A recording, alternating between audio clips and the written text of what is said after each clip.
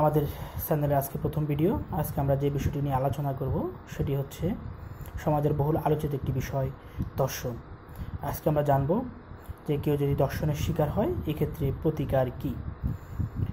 তো শুরুতে সবার কাছে অনুরোধ, আমাদের চ্যানেলটি সাবস্ক্রাইব করবেন এবং ভিডিওটি শেয়ার করবেন। আমাদের চ্যানেল থেকে অপরাধ এবং অপরাধের প্রতিকার সম্পর্কে বিভিন্ন ভিডিও আপলোড করা হবে, দয়া করে চ্যানেলটি সাবস্ক্রাইব করবেন। আজকের আলোচ্য বিষয় দর্শন। আমরা শুরুতেই দেখব যে কেউ যদি দর্শনের শিকার হয় তাহলে প্রথমে যেটি দেখতে হবে যে বাংলাদেশ দণ্ডবিধির 375 ধারা অনুযায়ী এটি দর্শন হয় কিনা। সেক্ষেত্রে যদি কোনো নারীর সম্মতি ব্যতিরেকে, সম্মতি ছাড়া যদি কোনো নারীর সম্মতিক্রমে, তবে তাকে হত্যার ভয় দেখিয়ে অথবা 16 বছরের কম বয়সী কোনো নারীর সম্মতিক্রমে তার সাথে যৌন সঙ্গম করা হয় তাহলে এটি দর্শন বলে গণ্য হবে। এক্ষেত্রে যদি কেউ দর্শনের শিকার হয় তাহলে আমাদের প্রথম যেটি করতে হবে যে থানায় গিয়ে নারী ও শিশু নির্যাতন দমন আইন 2000-এর ধারা 9-এর উপধারা 1-এ যদি কেউ শুধু দর্শনের শিকার হয় তাহলে উপধারা 1 অনুযায়ী অভিযোগ দায়ের করতে হবে। এই ক্ষেত্রে থানায় গিয়ে ফৌজদারি কার্যবিধি 154 ধারার অধীনে লিখিত বা মৌখিকভাবে অভিযোগটি থানার ভারপ্রাপ্ত কর্মকর্তাকে অভিযোগটি জানাতে হবে এবং ভারপ্রাপ্ত কর্মকর্তা এটি এফআইআর হিসেবে গ্রহণ করবেন। যেহেতু একটি আমলযোগ্য অপরাধ সেহেতু ভারপ্রাপ্ত কর্মকর্তা অভিযোগটি পাওয়ার সাথে সাথেই উনি গ্রহণ করতে বাধ্য। যদি দর্শনের পরে হত্যা অথবা দর্শনের সময় হত্যা অথবা দর্শনের পরবর্তী কোনো কার্যক্রমে তারা হত্যা করা হয় তাহলে নারী ও শিশু নির্যাতন দমন আইন 2000-এর উপধারা 2 অনুযায়ী, ধারা 9-এর উপধারা 2 অনুযায়ী অভিযোগ দায়ের করতে হবে। এক্ষেত্রে যদি কেউ শুধুমাত্র দর্শনের শিকার হয় তাহলে এক্ষেত্রে সর্বোচ্চ শাস্তি হচ্ছে সেটি হচ্ছে যাবজ্জীবন কারাদণ্ড। একটি শাস্তি যাবজ্জীবন কারাদণ্ড এবং পাশাপাশি অর্থদণ্ডের বিধান রয়েছে। যদি দর্শনের সময় হত্যা অথবা দর্শনের পরবর্তী কোনো কার্যক্রমে দ্বারা হত্যা করা হয়, দর্শন প্লাস হত্যা, সেক্ষেত্রে সর্বোচ্চ শাস্তি হচ্ছে মৃত্যুদণ্ড অথবা যাবজ্জীবন কারাদণ্ড অথবা অর্থদণ্ডের বিধান রয়েছে। যদি দলগতভাবে দর্শন করা হয় তাহলে প্রত্যেকেই যাবজ্জীবন কারাদণ্ড দণ্ডিত হবেন, অথবা যদি হত্যা করা হয় দলগতভাবে দর্শনের পর তাহলে প্রত্যেকেই মৃত্যুদণ্ড অথবা যাবজ্জীবন কারাদণ্ড অথবা অর্থদণ্ডে দণ্ডিত হবেন। এটি হচ্ছে ধারা 9-এর উপধারা 3 অনুযায়ী। এরপর যদি কেউ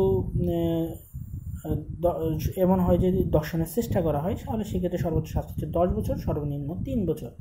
এবং যদি কেউ দর্শন করে এরপর হত্যা চেষ্টা বা আহত করার চেষ্টা করেন তাহলে এক্ষেত্রে সর্বোচ্চ শাস্তি সেটি যাবজ্জীবন কারাদণ্ড। এগুলো সবগুলোই আমলযোগ্য অপরাধ এবং এটি ঘটার সাথে সাথে ফৌজদারি কার্যবিধি 154 ধারা অনুযায়ী থানার ভারপ্রাপ্ত কর্মকর্তাকে লিখিত বা মৌখিকভাবে জানাবেন এবং থানার ভারপ্রাপ্ত কর্মকর্তা অবশ্যই এটি এফআইআর হিসেবে গ্রহণ করবে। এরপর যেটি হবে সেটি হচ্ছে তারা নারী ও শিশু নির্যাতন দমন আইন 2000-এর অধীনে গঠিত নারী ও শিশু নির্যাতন দমন ট্রাইব্যুনাল, সে ট্রাইব্যুনালে মামলাটি যাবে। ট্রাইব্যুনাল এটি তদন্তভার পড়বে।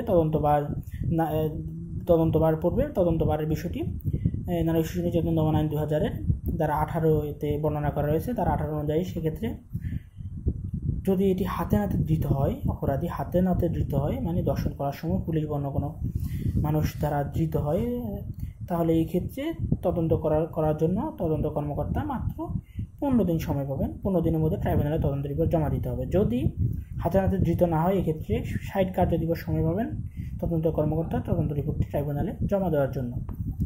যদি এর মধ্যে জমা দিতে না পারেন তাহলে উনি অবশ্যই ট্রাইব্যুনালকে লিখিতভাবে জানাবেন। ট্রাইব্যুনাল অতিরিক্ত আরও 30 দিন সময় দেবে। যদি 30 দিনের মধ্যে এটি জমা দিতে না পারেন তাহলে অতিরিক্ত আরও 24 ঘন্টা সময় পাবে। যদি 24 ঘন্টার মধ্যে এটি সম্ভব না হয় তাহলে ধারা 18 উপধারা 5 অনুযায়ী এই তদন্ত ভারটি অন্য কোনো কর্মকর্তার কাছে হ্যান্ড ওভার করা হবে। ওই কর্মকর্তা যথারীতি হাতে নাতে ধৃত হলে 7 দিন সময় পাবেন, হাতে নাতে ধৃত না হওয়ার ক্ষেত্রে 30 দিন সময় পাবেন এবং এর মধ্যে যদি সম্ভব না হয় তাহলে অতিরিক্ত আরও 24 ঘন্টা সময় পাবেন। এর মধ্যেও যদি তদন্ত রিপোর্ট আদালতে ট্রাইব্যুনালে জমা দিতে না পারেন তাহলে এটি অদক্ষতা এবং অসৎ আচরণ হিসাবে বিবেচিত হবে এবং সেই ক্ষেত্রে ওই তদন্ত কর্মকর্তার এগেনস্টে ডিপার্টমেন্টাল অ্যাকশন গ্রহণ করা হবে। এটা হচ্ছে ডিফেন্ডমেন্ট অ্যাকশন গ্রহণ করবে এবং বার্ষিক গোপনীয় নথিতে এটি লিপিবদ্ধ করা হবে ডিমেরিট হিসাবে। এটা ধারা 18 উপধারা 6 অনুযায়ী এটি করা হবে। এছাড়াও যদি তদন্ত কর্মকর্তা কাউকে বাঁচানোর উদ্দেশ্যে তদন্ত রিপোর্ট দাখিল করেন, ধারা 18 উপধারা 8 অনুযায়ী কাউকে বাঁচানোর উদ্দেশ্যে তদন্ত রিপোর্ট দাখিল করেন অথবা কাউকে অব্যাহতি দেওয়ার উদ্দেশ্যে কোনো অসৎ উপায় অবলম্বন করেন, তাহলে এই ক্ষেত্রে তার বিরুদ্ধে ডিফেন্ডমেন্ট অ্যাকশন গ্রহণ করা হবে এবং বার্ষিক গোপনীয় নথিটি ডিমেরিট হিসাবে লিপিবদ্ধ হবে এবং তার অদক্ষতা এবং অসাধারণ আচরণ হিসাবে এটি বিবেচিত হবে। এই আইনের আরেকটি বিষয় রয়েছে, সেটি হচ্ছে রাজসাক্ষীর বিধান। রাজসাক্ষীর বিধান আমরা তাকে আইনের ভাষায় tender of pardon to be accomplish বলি, যেটি ফৌজদারি কার্যবিধি 337 দ্বারায় এবং সাক্ষ্য আইনের 133 দ্বারায় বলা আছে রাজসাক্ষী বিধান হচ্ছে, রাজসাক্ষী বিষয়টা হচ্ছে আসামিদের পক্ষ থেকে কাউকে সাক্ষী হিসাবে গ্রহণ করা, যাকে আমরা tender of pardon to be accomplish বলি। সেই বিধানটি রয়েছে, প্রয়োজন সাপেক্ষে আসামিদের পক্ষ থেকে কাউকে সাক্ষী হিসাবে গ্রহণ করা যায়। এছাড়াও এই আইনের সবচেয়ে আলোচিত বিষয় যেই কারণে এটাকে দ্রুত বিচার আইন বলা হয় এবং যেই কারণে এই আইনটি দর্শনের শাস্তি হওয়ার জন্য যথেষ্ট একটি আইন এবং যুগোপযোগী একটি আইন, সেটি হচ্ছে এই আইনের অধীনে যখন একটি অভিযোগ দায়ের করা হয় এবং সেটি যখন ট্রাইব্যুনালে বিচারের জন্য প্রেরণ করা হয়, ট্রায়াল স্টেজে যাবে, মানে শুনানির জন্য যাবে, সেই ক্ষেত্রে যখন অভিযোগ গঠন করা হবে, তদন্ত রিপোর্ট যখন জমা দেওয়া হবে, যখন অভিযোগ গঠন করা হবে এবং শুনানি স্টেজে যাবে, যখন ট্রায়াল স্টেজে যাবে, সেই ক্ষেত্রে প্রতিটি কার্য দিবসেই শুনানি হবে। মানে হচ্ছে শুক্র এবং শনিবার ব্যতীত প্রতিদিনই শুনানি হবে, কোনো ডেট থাকবে না, এখানে প্রতিদিন শুনানি চলবে এবং মাত্র 180 দিনের মধ্যে শুনানি সমাপ্তি করতে হবে। প্রতিদিন ট্রাইব্যুনালে শুনানি চলবে এবং ট্রাইব্যুনাল সর্বোচ্চ 180 দিন সময় পাবে শুনানিটি সমাপ্তি করার জন্য। এই আইনে যেহেতু এটি একটি কঠোর আইন, এই আইনে আরও একটি গুরুত্বপূর্ণ বিষয় রয়েছে, সেটি হচ্ছে ধারা 17তে যদি কেউ মিথ্যা অভিযোগ দায়ের করে কারোর বিরুদ্ধে, কারোর মানহানির জন্য বা কাউকে অপদস্থ করার জন্য মিথ্যা কোনো অভিযোগ দায়ের করা হয়, সেই ক্ষেত্রে এই আইনের শাস্তির বিধান রয়েছে এবং যার বিরুদ্ধে মিথ্যা অভিযোগ দায়ের করা হলো সে ট্রাইব্যুনালকে লিখিতভাবে জানালে যে অভিযোগ দায়ের করলো মিথ্যা, তার শাস্তির বিধান রয়েছে। এক্ষেত্রে সে সর্বোচ্চ 7 বছরের সশ্রম বা বিনাশ্রম কারাদণ্ডে দণ্ডিত হবে।